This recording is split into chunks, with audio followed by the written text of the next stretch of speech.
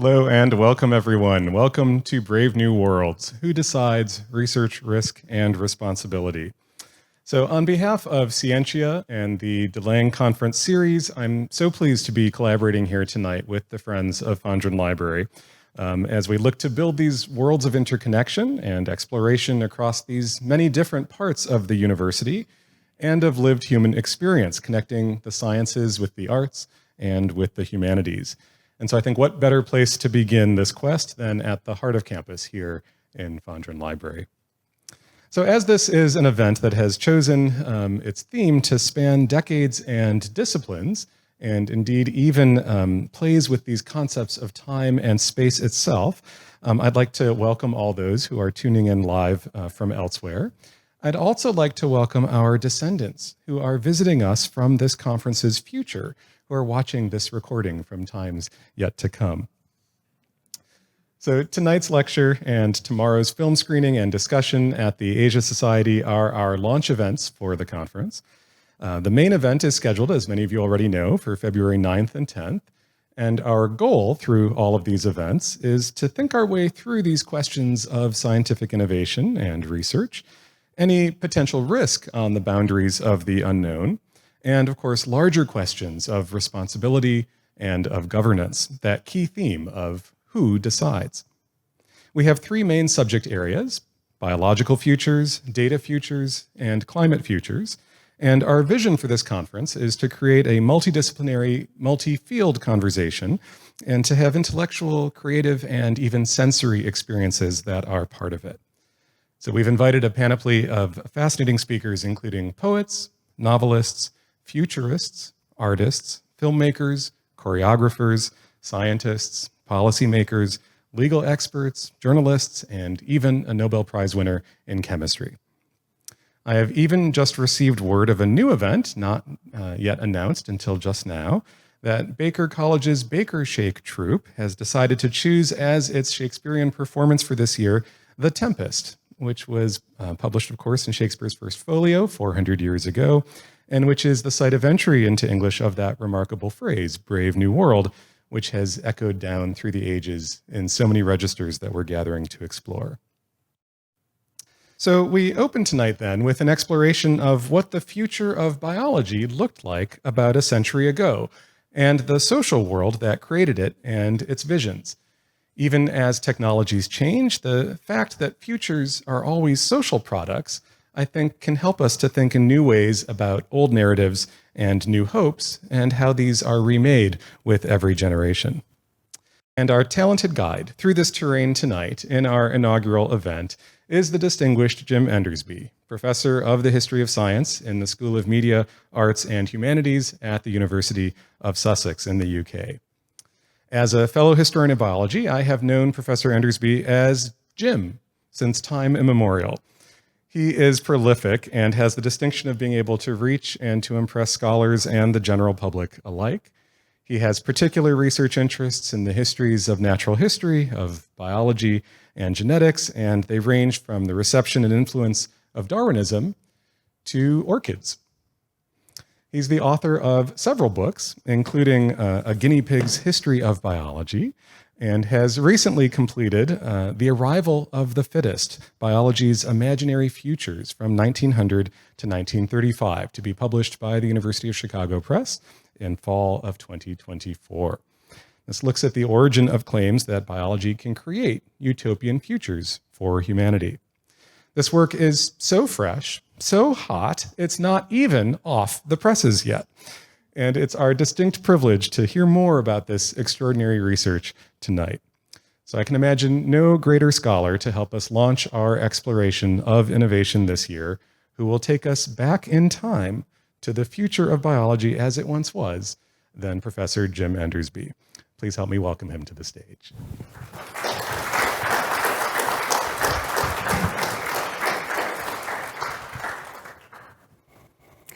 Okay, thank you so much, Luis. Thank you to Delang, to everybody at Rice, particularly to the Friends of Fondren, all of who the people have made it possible for me to be here.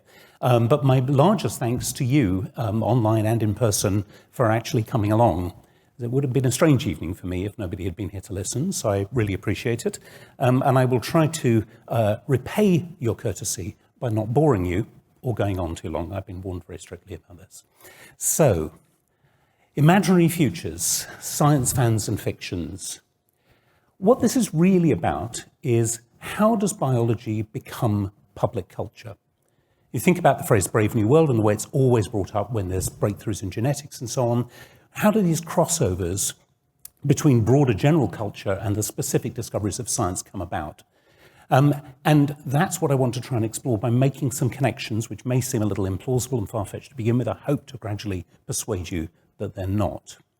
So I used to be a real proper historian of science because I used to work on, only on dead white guys, which is our stock in trade. This is Hugo de Vries, who I'm going to be talking about this evening. I've worked on him. I've worked on people like Julian Huxley, who I will also mention briefly this evening. But the way my mind works is I'm always going off on tangents, looking for other connections. So the next person I got interested in this story was Charlotte Perkins Gilman, a well-known feminist writer. And that led in a very clear logical sequence to early pulp science fiction. And what ties all these things together, the way that I made these connections as I was researching them, was actually a plant. Inothera lamarckiana, a plant that proves very important to the story that I'm going to tell this evening. And it was really following the flower that led me down this path, this evening primrose path, to where I am today. So let me give you a very quick overview of where I'm going to go and how these connections, I hope, are going to work. I'm going to start by talking about the arrival of the fittest, which Louise has very kindly plugged as the title of the next book. That phrase and what it means and why it's the title of the book is going to be where I start. Then I'm going to talk about the notion of undisciplined science, how science gets out of the control of scientific authorities and institutions and becomes part of wider conversations about what the future means in particular. And then I'm going to look at the facts, the fans, the fictions, and the way that actually fan communities become a useful tool for thinking about that relationship between science and its various audiences. So we'll start with the flower and this phrase, the arrival of the fittest. And the context here is one that may be familiar to some of you. So at the end of the 19th century, the idea of evolution as a fact is pretty widely accepted, particularly in the scientific community around the world. But Darwin's specific mechanism of natural selection is not faring quite as well. There are lots of complicated reasons for that. I'm just going to give you one taste of the kinds of objections people raised, which is known as the swamping problem. So the context of this is Darwin thinks evolution is very slow. It happens in very small steps. So the difference between one organism and another generation by generation isn't very large. And this makes quite a lot of people wonder, well, how do we get real evolutionary novelty? How do you get, for example, flying insects evolving from non-flying insects in thousands and thousands of tiny steps? What use is 1/10,000th of a wing to an evolving insect? And some people say, well, obviously, those big steps must happen in a leap, in a jump. And breeders are familiar with what they call sports or monstrosities, big changes almost overnight, rare, unusual forms. But that seems to present a problem. And it presents a problem because the common assumption of most people in the 19th century is that heredity works by blending the features of the parents. So even though you might have a flower that is much taller than all the other flowers in the field, it obviously has more sunlight, it can photosynthesize better, it's not going to get crowded out by the other plants. It has an advantage in the struggle for existence. But it's going to have to breed, it's going to be cross-pollinated by all the little short, unimproved forms all around it. So that advantage is going to be diluted generation by generation very quickly, and the new form is just going to disappear. That's the essence of the objection. And so how do evolutionary novelties, including actually species, arise? And many people felt that Darwin might have explained how species improve, but he actually hadn't explained the origin of species. So you find a book reviewer in 1904 commenting, natural selection may explain the survival of the fittest, but it cannot explain the arrival of the fittest. And this phrase is used very widely at the time to explain this kind of problem of why natural selection perhaps doesn't work the way that Darwin claimed. But the book that was under review at this time was, according to the reviewer, the solution to that problem. It was this book, Die Mutationstiere, by Hugo de Vries, 2 imposing volumes in German. Only one was published in 1901, one in 1903. One of the things that's interesting about this is the book is in German only for quite a long time. And so, particularly in the English-speaking world, for dunces like me who don't speak and read German, the only way people could get access to de Vries's new ideas was through interpreters, reviewers, various other people who would tell them what he'd said and explain it to them. So what had de Vries said? He's a Dutch botanist, those are his dates. He'd actually corresponded with Darwin earlier in the 19th century, published lots of work on physiology and heredity and other subjects. He's remembered today, if he's remembered at all, for the fact that he's one of the three people who is credited with having rediscovered the forgotten work of Gregor Mendel in 1900. I put scare quotes around rediscovered because it's a complicated story and we'll be here all night if I get started on that, so I'll spare you. But if de Vries were around today, to be told that that's what he's remembered for, he would be outraged. Because he considered Mendel's work a rather minor footnote to his own, and his work was much more important. And what he hoped he would be remembered for was the mutation theory, which he first announced in 1900. And one of the things that initially made the mutation theory very attractive and interesting to people was that he felt he had firm experimental evidence. He'd been trained in German laboratories. He knew how to do experimental work and to present the copious amounts of data to support his ideas. He was no speculator.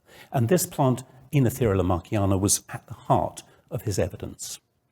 So it's, as you probably know, Enothera is an American genus. These plants have been taken to Europe as ornamentals, and they had escaped from people's gardens and started growing wild.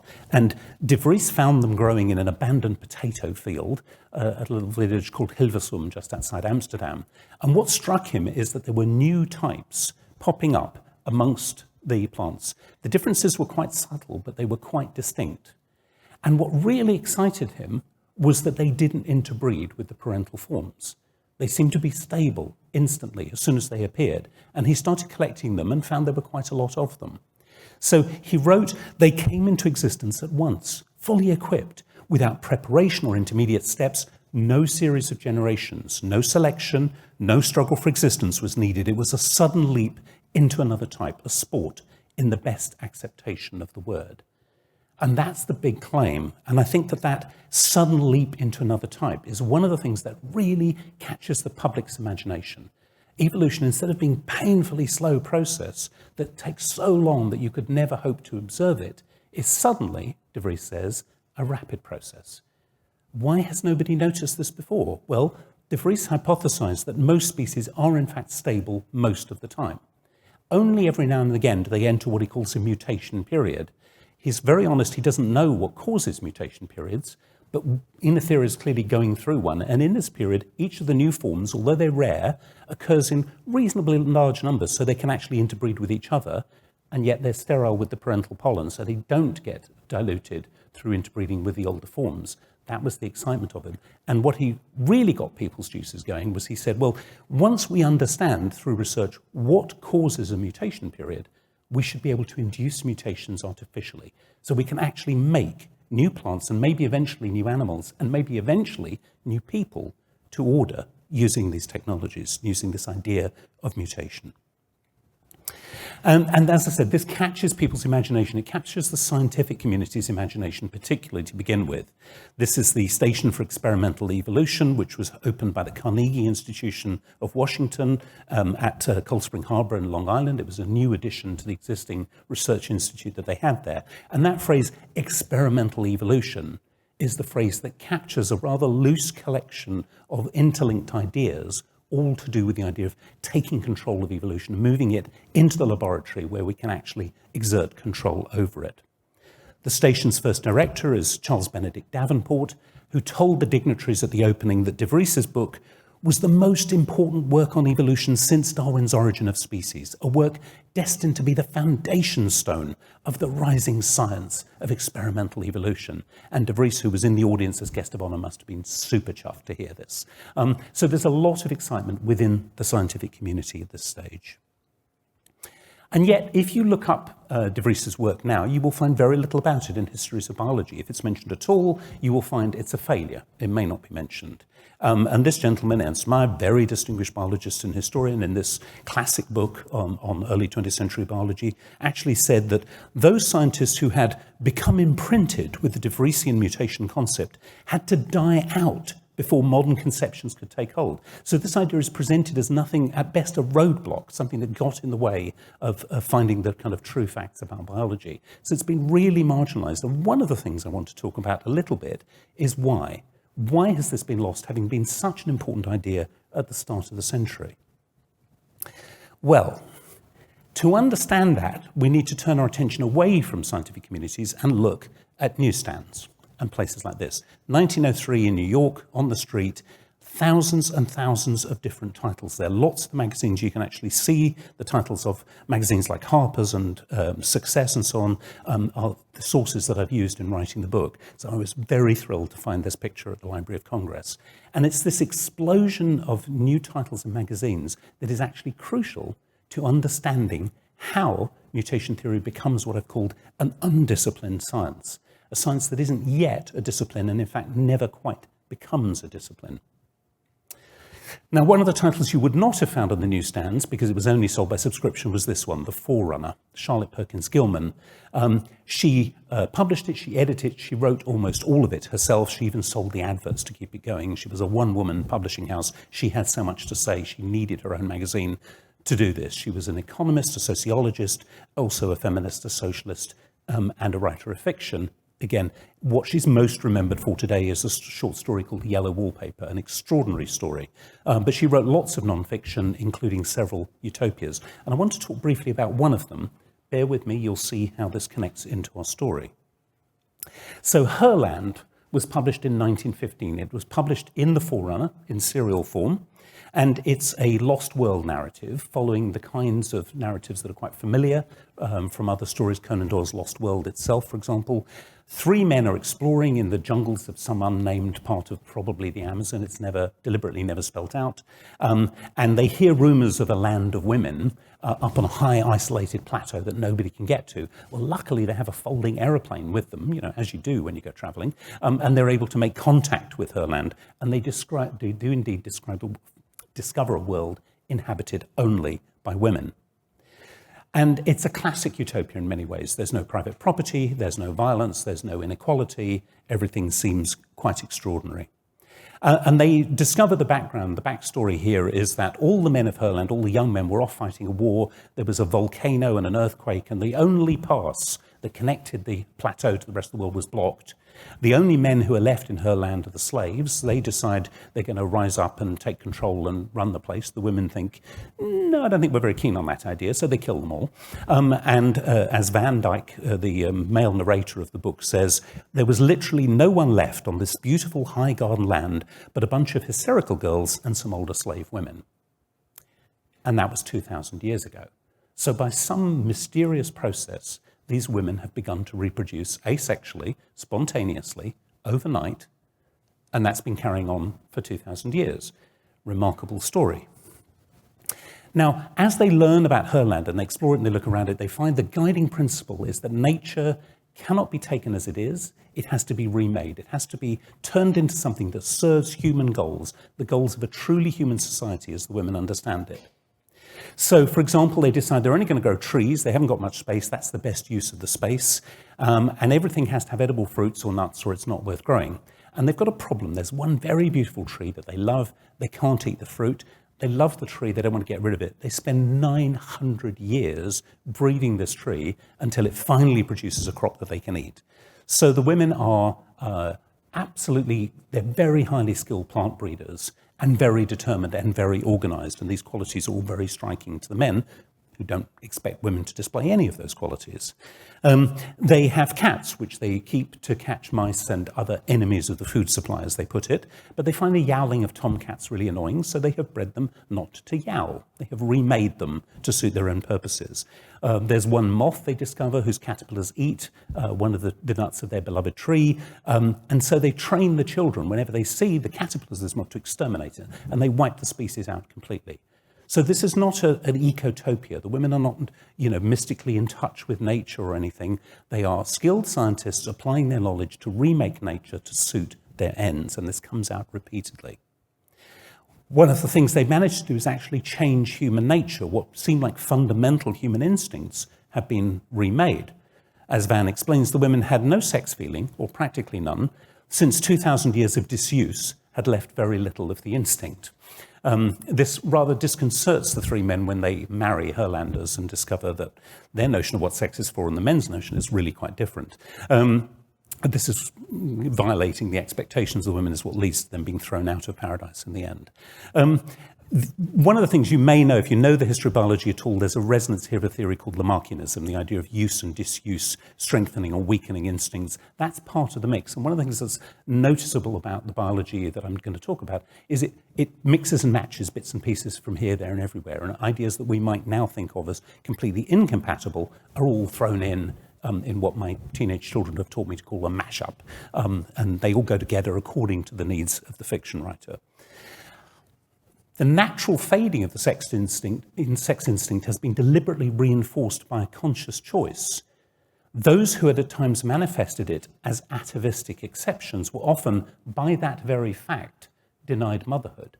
So the women actually practice a form of eugenics because they have conscious control on whether or not they conceive children. And by means that are not explained at all, those women who exhibit undesirable tendencies are simply denied the opportunity to breed. Now, it's worth noting in passing that had they been expressing sex instinct, they could only have been expressing it towards other women, something that I think Gilman was not averse to in real life, but was not going to endorse in fiction. I will park that for the moment, but we may want to come back to it in the Q&A. So the thing that fascinates the men is these women are effectively all clones of each other. There's no sex, there's no reproduction. They should all look exactly the same, but they clearly don't. And Van explains that when we asked them in our later, more intimate conversations how they accounted for so much divergence without cross-fertilization, they attributed it partly to the careful education which followed each slight tendency to differ. That's Lamarckianism again, you can consciously reshape instincts, and partly to the law of mutation. This they had found in their work with plants and fully proven in their own case. And when I first read this because I was teaching a course on utopias, and I thought, law of mutation, 1915, that can only mean De Vries. Now, how did Gilman even know about this incredibly obscure, forgotten theory? The scientific community had given up on it and moved on by this stage. It seemed like a puzzle to me. So I did some work on Gilman. I discovered that, like a lot of socialists, she's fascinated by biology and evolution, very common at this time, and she's largely self-educated. So she's a reader of the Popular Science Monthly, for example, which is now luckily digitized online, and you can find the fact that it runs lots and lots of articles about the mutation theory over many, many years.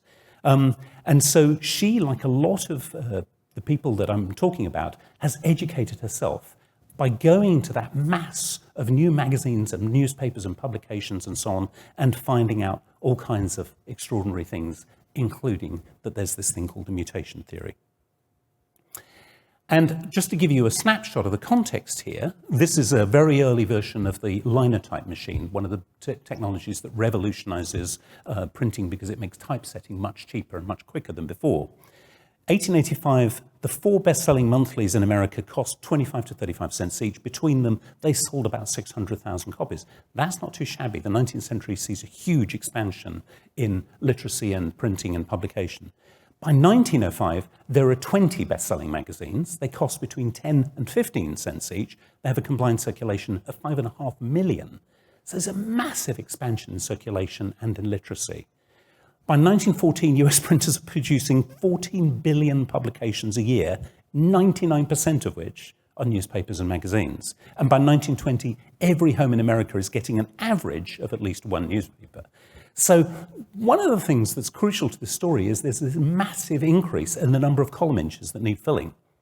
And anything novel or exciting or different that might catch a reader's attention and catch an advertiser's dollar is going to get covered. And that really helps new ideas like the mutation theory find an audience.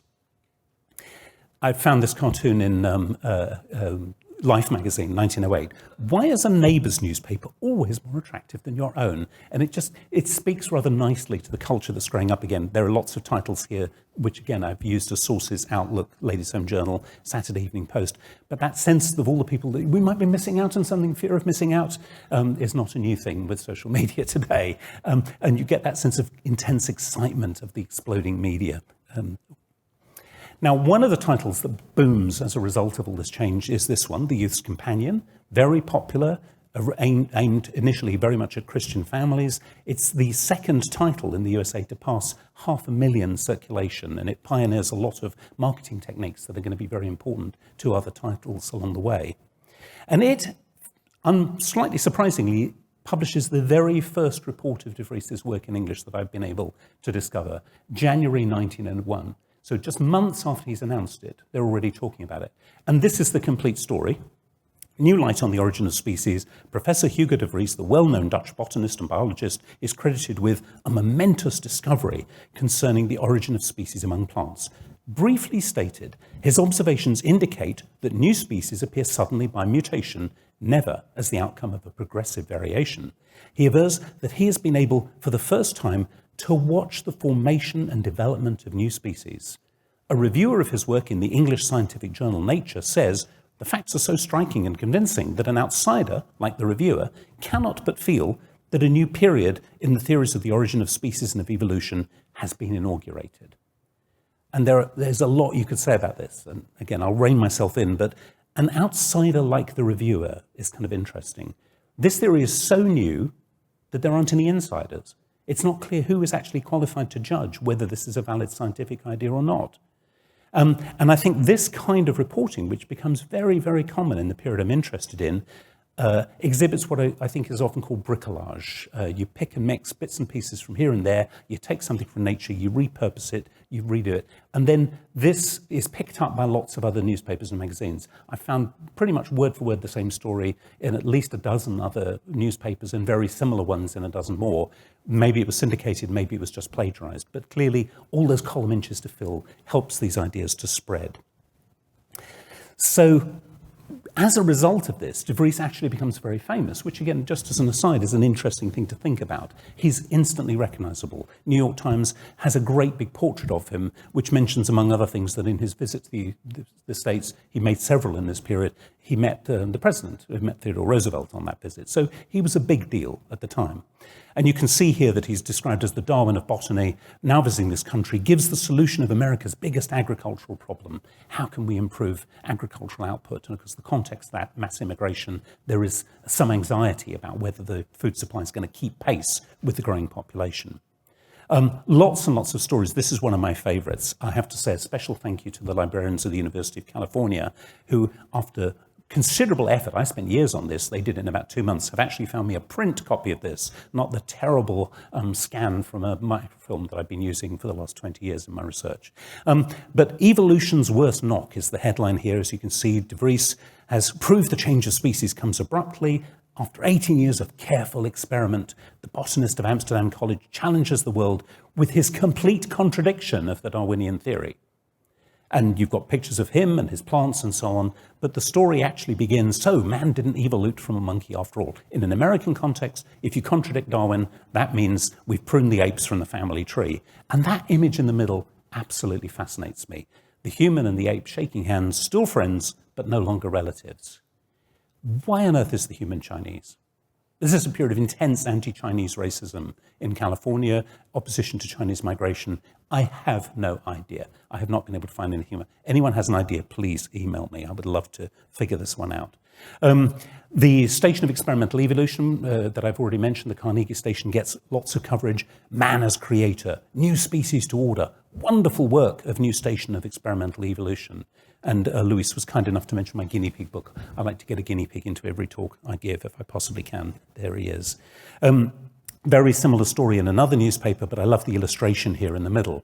The figure of man, rather like the kind of Vitruvian man, but holding up their arms to the light of experimental evolution, and this rather ambiguous caption, some raw material. Does that refer to the goats, or does it refer to the human being, or maybe to both? It gives you a sense of the kind of wildness of the way that these ideas are being introduced and promoted in the press. And the audience is much wider than that. It goes to all kinds of odd places. This is a collection of essays by Arthur Lewis, a very popular socialist lecturer in Chicago. He could fill the Chicago theaters with his debates and lectures, and then he collected them and published them in books. This one, Evolution, Social and Organic, was one of his most popular, and it gives a history of evolution with all the key figures and all the big names very prominently there. There's a whole chapter on de Vries and mutation. And this is not unusual in the socialist community at the time. What Lewis actually says is fascinating. It is no longer necessary to assume countless millions of years for the evolution of living forms. A plant enjoys a period of apparent stability. Then it reaches a point where it explodes and gives birth to new species. If a plant, why not a society? And that leap from plant to person seems kind of farcical almost, but it's very common at this time. I found all kinds of amazing extrapolations of what is true of primroses must be true of people, and it's applied to all kinds of interesting ends. There is therefore no longer anything in biological science to contradict the socialist position that a new society may be born of a sudden revolution. So Marx and Engels, as I'm sure you know, prided themselves on being scientific socialists. It's very commonly argued that because evolution is true and evolution is slow and gradual, therefore the change to socialism must be slow and gradual. And so the mutation theory is taken up and used for one of the favorite hobbies of socialists then, now, and probably forever, which is to attack other socialists, to prove that their theory is more scientific than their rival's theory. And this isn't an eccentricity of Lewis's, it's actually quite common in socialist circles, given that socialist circles are pretty small in America, obviously. But that book reached a wider audience through this newspaper, amongst others. This is the Butte Daily Bulletin, a radical, wobbly paper, Industrial Workers of the World. You can see their slogan, "We preach the class struggle in the interests of the workers as a class." Not something he could have really, I think, believed or would have endorsed, but you get a sense of people taking scientific ideas and putting them to interesting new uses when you read this kind of thing. I found a fascinating fact about this when I was researching it. The Democrat governor of Montana, Samuel Vernon Stewart, called it the most radical or revolutionary sheet in the United States. Why it is allowed to circulate through the mails is more than I can understand. So it had a really fierce, radical edge. And it serialized Arthur Lewis's book because it was essential that the workers understand evolution if they were going to organize themselves and start a revolution. So it spreads amongst, as I said, small circles, but it spreads beyond the Chicago audience. Very different socialist, but who also was interested, this man, Henry Gaylord Wilshire. If you've been to LA, you will have probably been down Wilshire Boulevard, named after him. He gave the land for the thing. He gave the land to improve the value of his own real estate holdings in the areas. It's a kind of curious notion of socialism from my perspective, but that was Wilshire. He said that to be called unscientific is about the greatest insult that can be hurled at a socialist. But when the mutation theory is at last accepted, it will remove one of the strongest objections made by certain evolutionists who have been insisting that such a tremendous change as that from capitalism to socialism could be accomplished only through the lapse of innumerable centuries. And he's making the same claim. We can have revolutions in plants, we can have them in people as well. Now, one of the curious ways that ideas spread, it's just interesting to think about this, is scientists write popular accounts of their own work, or they write accessible textbooks. Reginald Crundle Punnett, a British geneticist, is a perfect example of this. He writes one of the first textbooks on genetics, Mendelism. He is a fellow of Gonville and Caius College, then as now a very conservative institution. To the best of my knowledge, he never had an interesting thought. He was certainly no radical in any possible way. His one lasting contribution is he invented the Punnett square, which you may remember from gene genetics, is a quick way of working out dominance relations. As far as I know, he had no political views. I can't find them. But the first edition of his book in the USA is published by Wilshire, by the Wilshire Book Company, and Gaylord Wilshire writes an introduction explaining why socialists should be reading Punnett on Mendelism. Socialism must come about in a single leap, but his scientific friends have said this was against the Darwinian theory, that evolution necessarily proceeded slowly, step by step. In response to this so-called Darwinian objection, he was publishing a cheap 50-cent popular edition of Punnett's book. He saw Mendelism as an aspect of the mutation theory. You could have said, yes, indeed. The law of Mendel is of intense interest because it provided a final clincher to the argument for mutation in biology. Now, that collapsing mutation and Mendelism into one theory is not that rare, even in the scientific community. But you can really see Wilshire, as I say, appropriating scientific ideas, and he and other socialists putting them to their own uses to follow their own agendas. And so we come back to the kind of scientific community, to their notion of experimental evolution. In the scientific community, it's Mendel that really catches on and becomes the really important idea. Mutation theory, however, is much more important to popular interest. And it's kind of interesting when you read, for example, early textbooks. I've read dozens and dozens in the course of my research. Mendelism is hard work. I mean, it's mathematical, it's abstract, it has laws and theories and so on. Mutation theory is much easier to grasp. So it's not that surprising, particularly because it promises these very exciting ideas of new species to order and so on. Now, amongst orthodox geneticists, we still find interesting unorthodoxy about how biology will shape the future. So this is J.B.S. Haldane, a British biologist. The book covers Britain and America, comparing and contrasting them, and he is a very important figure in the history of genetics. You can see on the shelves behind him bottles of fruit flies, Drosophila, which of course have become the standard experimental organism for doing research into Mendelian genetics, which is one of the fields that he contributes to. Population genetics particularly is something he's very important to. But he's also, interestingly, a very political figure, like the American socialists I've been talking about. He's a member of the British Communist Party for many years, and he writes for all kinds of audiences, including the party's paper, The Daily Worker. Here he is in Trafalgar Square, supporting the United Front against fascism, the idea that we should put aside our differences, particularly on the left, and start uniting against the Nazis. Seemed like quite a good idea, I think. Shame it didn't happen. But what I want to talk about is this book that he wrote in 1924 called Daedalus, or Science and the Future. This is well known because it's one of the sources for Brave New World, for Aldous Huxley's book, particularly because it's Haldane who first comes up with the idea of ectogenesis, of babies in bottles, in this book. But the format of the book is really interesting. It's written as an undergraduate essay from the future. And he goes out of his way to say, I am not very bright undergraduate, and it is laden with banal generalizations and has no footnotes, like a real undergraduate essay. But it gives you the history of how the world became a utopia, which is quite interesting. It has a definitely science fictional format, and one of the things I'm interested in is how the forms in which ideas are presented and explained become very porous and flexible as the scientific ideas cross barriers between different communities and so on.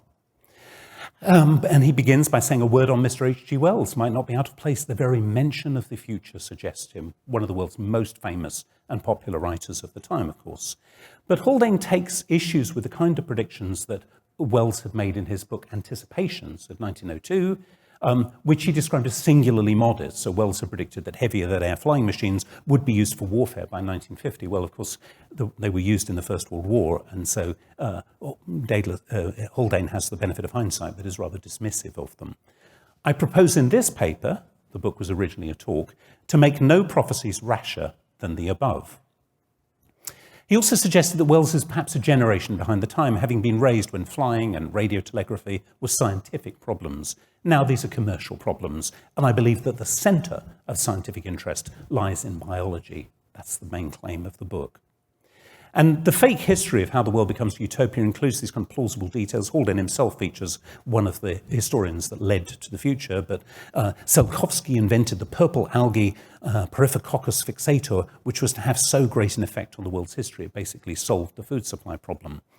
And it was after it escaped into the oceans that the sea assumed the intense purple color, which seems so natural to us, but which so distressed the more aesthetically minded of our great-grandparents who witnessed the change. And one of the arguments that Haldane makes is anything can come to seem natural if you give it long enough. And that's a key point that he keeps coming back to. So he says that biological inventions like this new algae, which could only be created in a laboratory, had abolished starvation. The world's population had increased greatly as a result. And he makes this fabulous claim that the chemical or physical inventor is always a Prometheus. There is no invention from fire to flying which has not been hailed as an insult to some god. But if every physical and chemical invention is a blasphemy, every biological invention is a perversion. There is hardly one which, on first being brought to the notice of an observer from any nation which has not previously heard of their existence, would not appear to him as indecent and unnatural. And these words, which recur repeatedly in his book and in many of the other books of the period, are fascinating because they're throwing away that what is natural is a guide to ethical behavior, correct behavior.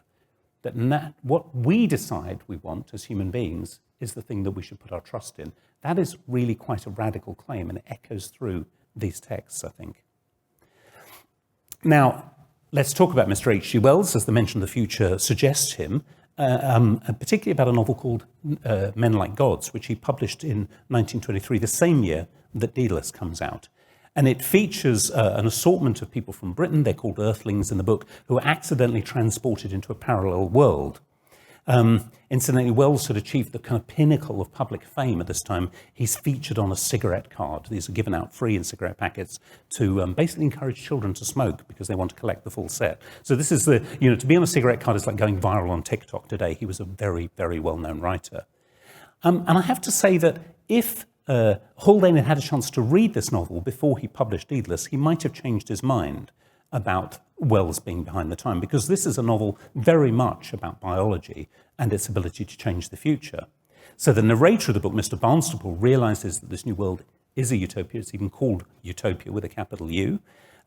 It's an Edenic garden, a world where ill-bred weeds, it seemed, had ceased to thrust and fight amidst the flower. The utopian's habit of going naked all the time presented some challenges to the illustrator, George Bellows, for these pictures that appeared in Hearst's Monthly. You can see a well-placed handshake is needed to avoid offending public sensibilities.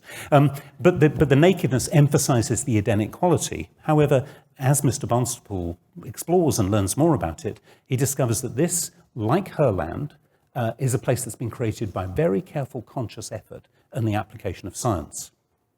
Plants and flowers, always simpler and more plastic in the hands of the breeder and hybridizer than animals, had been enormously changed in Utopia, whose scientists had forced the plants to make new and unprecedented secretions, such as essential oils of the most desirable quality. And they'd eliminated all infectious organisms and most pests, including mosquitoes and midges. And that becomes interesting in a scene where the Earthlings are debating Utopia with the Utopians and actually offering criticisms of it. There are quite a lot of different criticisms, which I'm just going to touch on one. So Mr. Freddie Mush, a gentleman of serious aesthetic pretensions, objects to the fact that the Utopians have disturbed the balance of nature. And his key example is the swallows. Because the midges and the mosquitoes have gone, insectivorous birds like swallows have gone too. I hold by the swallows. If you can't see my point about that, I don't know what else I can say. And the other Earthlings make similar complaints that Utopia is making mistakes. Earthred, the spokesman for the Utopians, responds. He asks them to look objectively at Mother Nature. She is purposeless and blind. She is not awful, she is horrible. She takes no heed to our standards, nor to any standards of excellence. She made us by accident. All her children are bastards, undesired. She will cherish or expose them, pet or starve or torment them without rhyme or reason.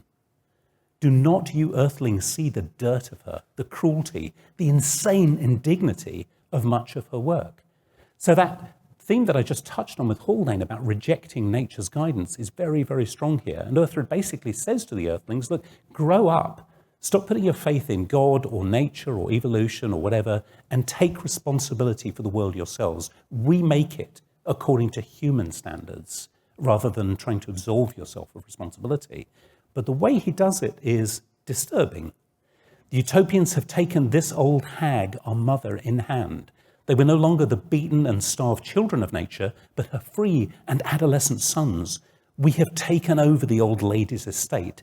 Every day we learn a little better how to master this planet.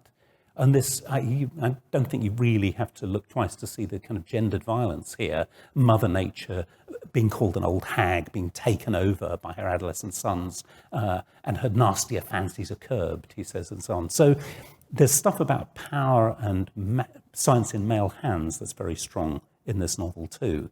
So again, not a straightforward, simplistic utopia in many ways. Reviewers liked it, and we come back to Nature, the British Scientific Journal, very positive review. The book describes a world in which life has been subjected to a similar control to that already exercised over machinery. Wells had simply extended processes which the biologist sees so obviously on its way, so it should excite no surprise. And again, there's something science fictional about this. The plausibility of the science lets you believe in the fiction. That's kind of how science fiction works. Now, the reviewer was Julian Huxley, founder of the Rice Biology Department. He was then back in Oxford. But he argued that since our knowledge of genetics is increasing rapidly, Mr. Wells's wonderful flowers and trees are almost there already. We will not worry about them. So again, this is not only close, this is almost inevitable, this kind of future. That's an important kind of argument. But what he identified as the most radical and inevitably the most provocative of our author's imaginings was that Wells's utopians were not people just like us.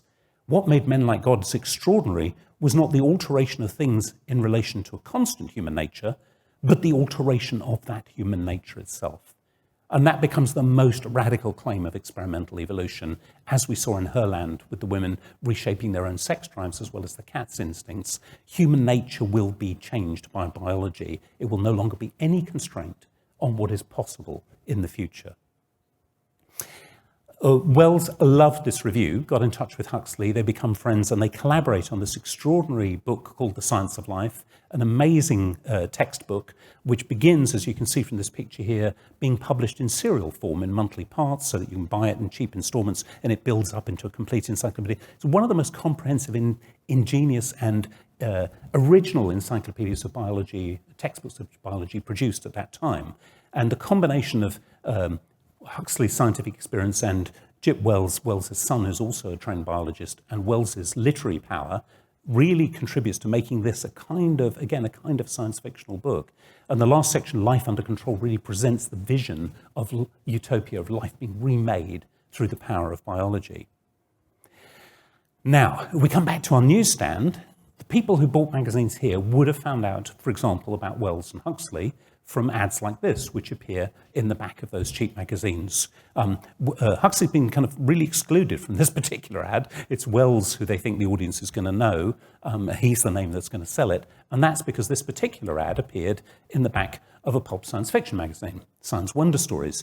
And I want to bring this to a conclusion by just talking a little bit about the pulps, about the culture they fostered, and see whether, I'm going to try and persuade you that it helps us to make sense of some of the ways in which science escapes out into the public of its adventures beyond the lab and its gatekeepers. So Science Wonder Stories is a new magazine launched by Hugo Gernsback, the man who coined the term science fiction, scientifiction as he first called it.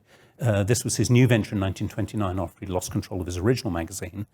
One of the things that's fascinating about this is he claims that the magazine is as much educational as it is entertaining.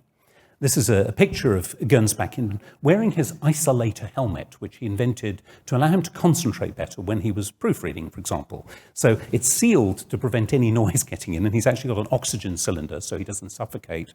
This is, I have to say, just as a complete aside, one of many bits of evidence that makes me think, if Hugo Gernsback wasn't on the autistic spectrum, I don't have ever met anyone who was.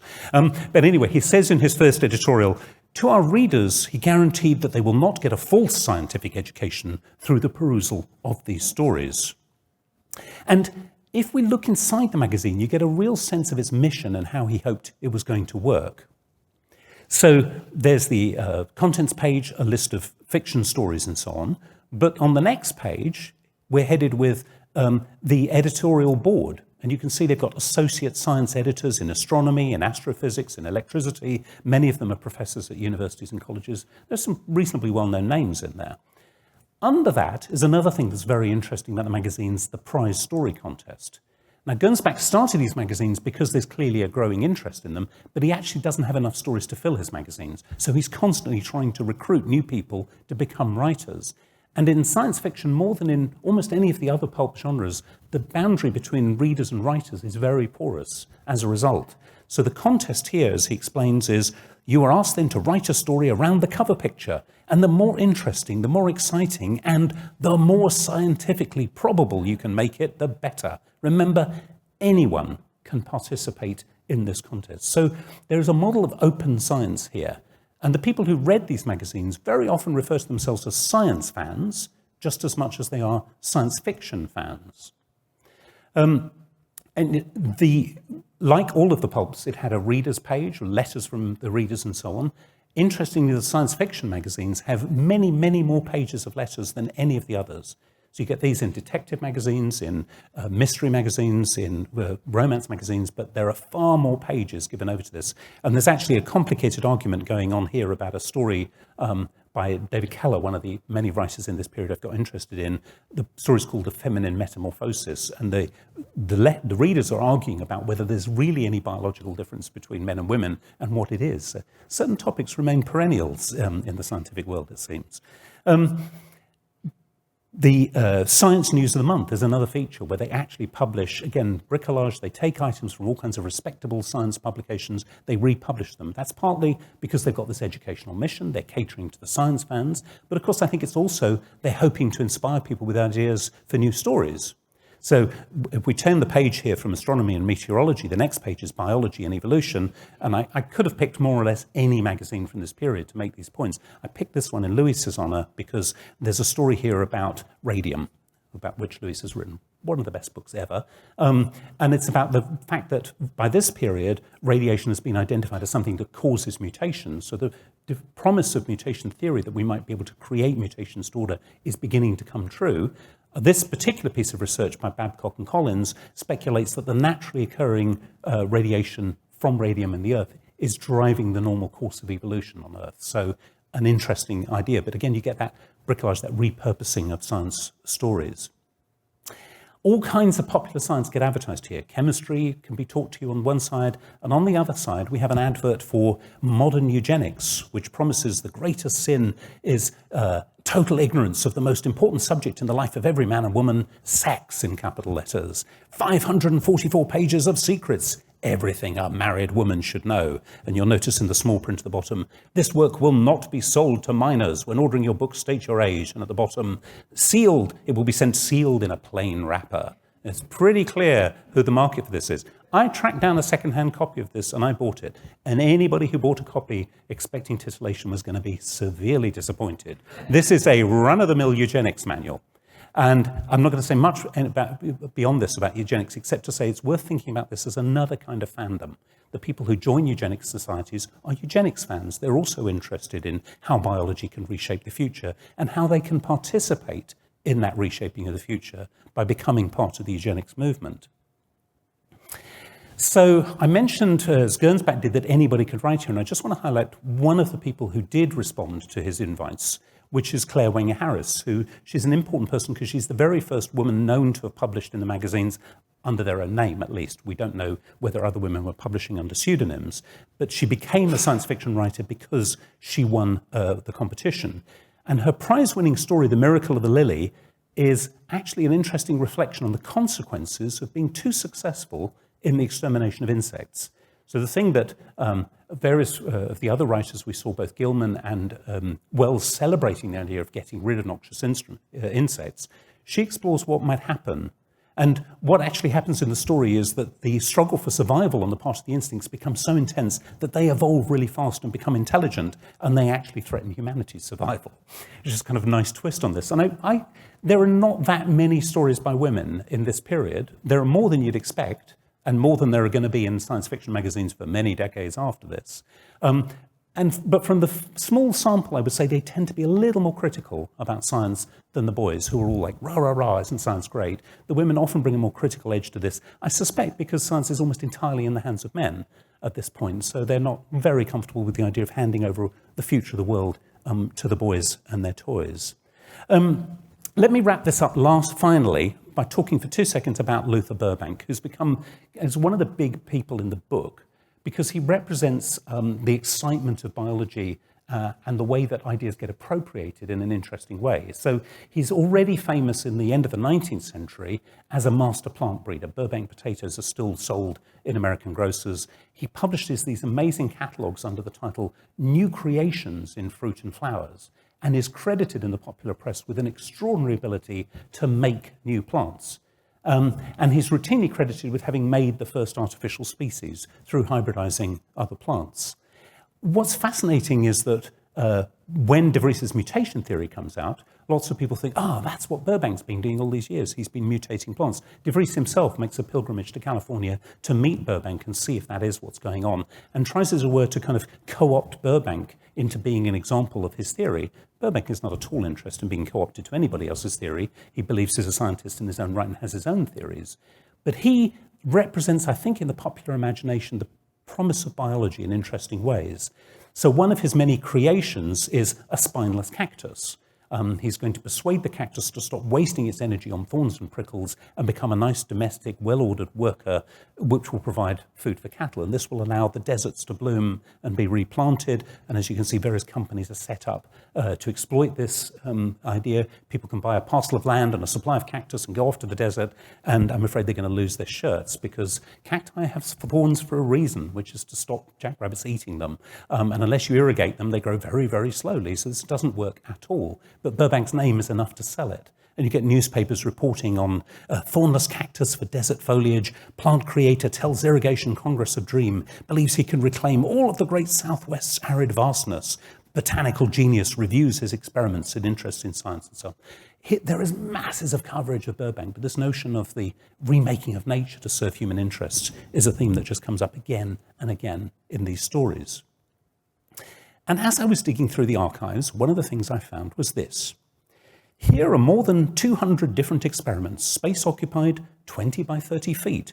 Couldn't you spare this much space?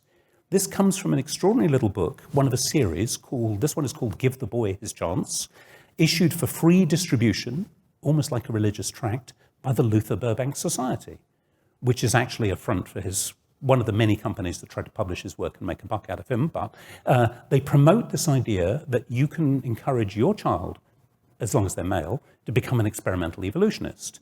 What's fascinating about this is it tells you how to make these boxes, how little space you use. It doesn't tell you what kind of experiments to do. There's something about just saying, Luther Burbank, experimental evolutionist, like a magic wand, and it will turn your child from a kind of young Tom Sawyer here in his overalls and straw hat into the future, into somebody who's going to become, the Edison of the plant world, as Burbank is described. And I suspect that what's going on here is an attempt to start what might be called experimental evolution clubs, like the science fiction fan clubs that are springing up around the magazines, around shared interest to create a groundswell of popular excitement. Because the thing I find most interesting about genre, about science fiction and so on, is the role of the reader as much as the writer and the publisher in creating and sustaining and defining the genre of what it is. Claire Wenger Harris, who I mentioned, is actually the first person to publish a definition of science fiction, which in itself is again of an interesting topic. So let me see if I can pull all this together. I've tried using the word biotopia to describe the things that I see as common themes of all these very different kinds of texts that I've been talking about. So from things like Gilman's Herland, Daedalus, Men Like Gods, one I haven't talked about tonight but is really interesting in the book, The World, the Flesh and the Devil, J.D. Bernal, a younger contemporary of Haldane's, who actually describes artificial space colonies inhabited by people who've been genetically and physically modified so that they can live in space. Very radical ideas. Herman Muller also has a Rice connection. I've not talked about him, but he has similar kinds of extraordinary fantasy ideas in this book, Out of the Night. Interestingly, published by Galantz, the pioneering British science fiction publisher, also publishers of the Left Book Club, and Muller and Bernal and Haldane were all Marxists, and Wells was a socialist at various times of his career. So there's kind of interesting politics running through this as well. And of course, there's Julian and The Science of Life, and all the many kinds of popular broadcasting and writing that he did, which take these ideas out into the wider realm. And then we can't really avoid mentioning another Huxley, Aldous and Brave New World. And I would argue that Brave New World is kind of the last biotopia. By the middle of the 30s, the optimism that characterizes most of these books is beginning to fade for lots of complicated reasons, political, scientific, and others. But he's the one we remember. But similar themes, tampering with nature quite deliberately, quite consciously, rejecting naturalistic ethics, coming up with our own standards of excellence, are there in all of these books, and some of them, like Daedalus, are very conscious sources for Aldous Huxley's fiction. What they have in common is a future created by biology, and the conscious control of evolution is a central idea. Organisms, including humans, have been reshaped, they've been redesigned, and the most important thing that I think runs through many of them is nature is no longer a guide, particularly not a moral one. So the meanings of perversion and unnatural become quite different and quite positive for most of these writers. The world is often pictured as a garden created in or by in the image of perfect scientific order. It's very conspicuous in Herland and Men Like God. It's in many of the other ones too. And you think about it, gardens are the place where we pit our wits against natural selection, where we try to thwart nature in its purpose, something that Aldous and Julian's grandfather, Thomas Henry Huxley, wrote about very eloquently in a book called, in an essay called Evolution and Ethics.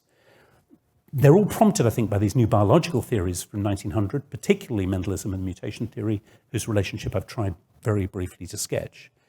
And the big question I'll leave you to think about is, are they utopias, are they dystopias? I've used biotopia as deliberately ambiguous because the whole notion of utopia is ambiguous. What is one person's utopia is another person's dystopia. That's one of the things that makes the whole genre, I think, so interesting. Thank you all very much for listening.